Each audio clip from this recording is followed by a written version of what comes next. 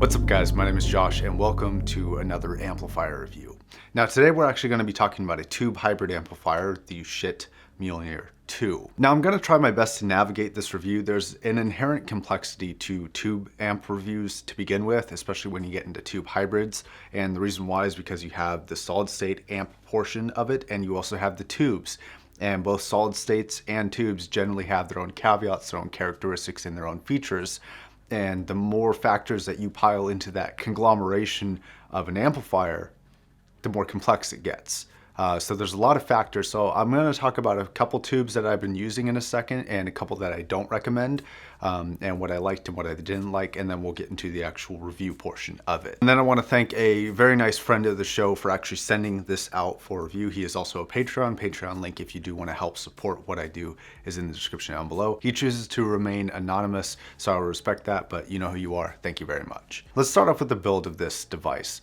This device is incredibly well built. I mean, it is completely solid through in and throughout. I mean, it really is kind of built like a tank. There's nothing really else to say about Schiit amplifiers for the build quality. Usually they're built really well in terms of the actual quality of materials that they choose to use. And personally, I actually really dig the way that this thing looks. I think it looks really nice. That's gonna go case by case. You may not like it, I may love it, but it is huge and it's not really gonna fit on most desks very easily. It's quite heavy. I think it's somewhere in the ballpark of 14 pounds. Now let's go over the inputs and the outputs of this device. It's actually fairly simple. On the rear, you have a power in, a power switch, RCA, and balanced XLR pre-outs. Those are always on, just so you know. It is unfortunate, so even if you have headphones plugged in, it's always going to be playing out of the pre-outs. So if you have those going to powered monitors, for example, they're always going to be playing. There's no way to switch it off. And that's a misstep in my opinion on Schiit's side. I wish they would have really corrected that. And your circumstances are going to be different than mine. But I pretty much require a switch if I'm going to be hooking it up to speakers, which is something that I would have loved to do. And then back to the rear, we have an RCA and balanced XLR inputs. Now on the front, we have a volume knob, a high-low gain switch. Personally, I think on most amplifiers, this one included, high generally tends to sound better. But this thing comes with a literal shitload, get it? Of power. So that high gain is going to be really, really powerful for certain headphones. It has an XLR RCA input switch and a balanced headphone out and a 1/4 inch single-ended headphone out. And regarding the power that this puts out, at 32 ohms, it puts out a massive 8 watts of power. So you can pretty much power anything and everything off of these things. The only thing that I didn't really like on it, that I could power to the max, where I was getting distortion about, probably about 3:30 to 4 o'clock on the dial, was the HE6s. But those things are ridiculous to begin with and need virtually a nuclear reactor to power anyways. It was able to power it in terms of volume, but in terms of distortion, about 3:30 to 4 o'clock, I was getting some pretty strong distortion. That's kind of there's a huge caveat to that, which is that literally most, like the vast majority, probably 98, maybe even 99% of headphones are never going to get to that level. So I'm bringing it up, but I'm also putting it with a little asterisk that's basically like, it doesn't even matter at that point anyways, because you're never going to be driving anything to that level. And I'm on Schiit's website right now, and they unfortunately do not list the single-ended output specs for power, so I don't know what it is there. It's fairly powerful, not crazy powerful for a single-ended amp. All right, so now let's talk about the actual tube portion of this, the tubes that I was using. So I got a few different tubes here. The owner of this actually sent him with a few different ones, including the list solid state tubes, which I'll cover those real quick. Those do a pretty good job of maintaining Schiit's house sound, right? Slightly compressed. Now that can be an enjoyable thing if you're into that.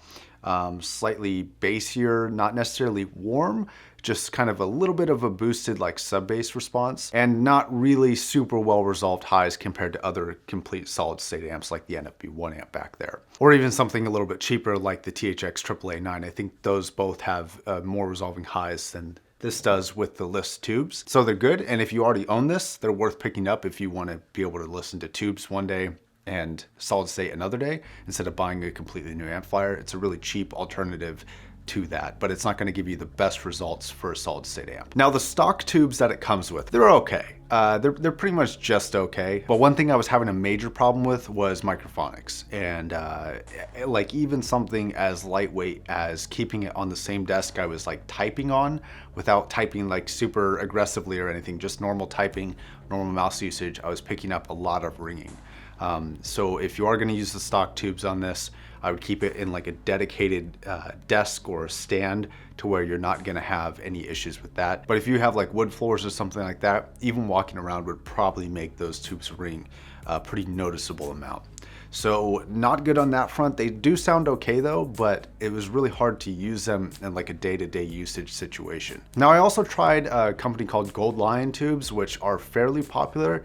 I didn't really like those that much, so I do not recommend those. But the tubes that the owner actually bought and sent over to me whilst I actually was, I had this for about the last month or so, were the JJ tubes. And those are a cheap, readily available alternative. The best tubes I actually heard on this were like some old school vintage, I think they were Bugle Boys or something like that. And those sounded the best, but they're expensive and they're really hard to find. So since they're so hard to find, they're hard for me to recommend, but what I can recommend is the JJ tubes. I thought those sounded the best for the cost, and they're very easy to find. So this review is gonna be with the JJ tubes because that's what I liked the most. Okay, overall the sound is well defined and detailed for a tube amplifier. Of course, this depends on the tubes, and that's gonna be a huge caveat to all of this review, is that if you have bad tubes on here, for a hybrid amp, it is fairly revealing with the tubes that you have on it. And so if you have bad tubes, it's not going to sound good. If you have good tubes, it's probably going to sound okay. Now it's nicely warmed up with just the right amount of thickness that I like. And now it doesn't go overly thick or too buttery or anything like that, but it's just the right amount for me. And this was especially noticeable with vocals. Vocals have the sweetness to it. I'll talk more about vocals in a second though. And also to compare this to another Schiit amplifier, the Jotunheim back there, this amplifier is actually a lot more detailed than the Jotunheim. And while not as detailed as like a THX AAA9 or something like that, it is more detailed than the Jotunheim. I actually do like the Mjolnir better than the Jotunheim. And the separation is superior in almost every song on the Mjolnir as well compared to that Jotunheim. So if you're tossing up between the two, if you like a warmer sound signature, more detail, I would go with the Mjolnir. Or if you want maybe a little bit more girth in like the low end, like the below like 70, 60 hertz area, but not as resolving highs, but cheaper, admittedly,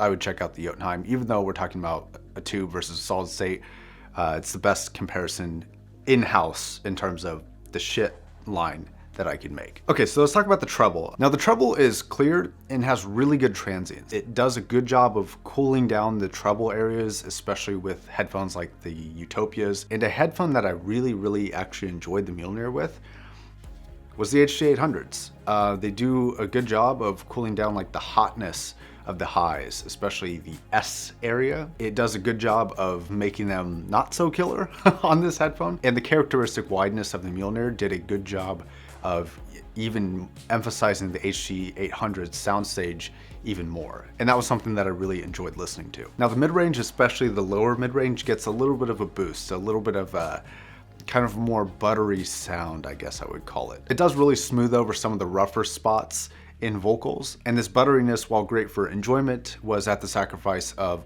quality and resolution and a reference sound. So if you're chasing after that, for especially the mid-range, not the best option, although I assume if you're looking at a tube amplifier, you're not looking for that reference sound anyways. Now bass response above 150 hertz is very pleasing and is still benefiting from that slight addition of warmth. And the sub bass is a little bit lacking, I mean just a little bit lacking compared to some solid state counterparts.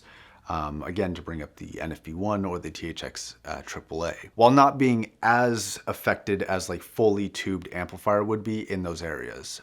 So it's kind of a good mix of being affected by the tubes and being affected by the solid state. And then the last thing I noticed regarding like Soundstage or anything was there was a slightly, and this again depends on the tubes, it is slightly wider than a solid state.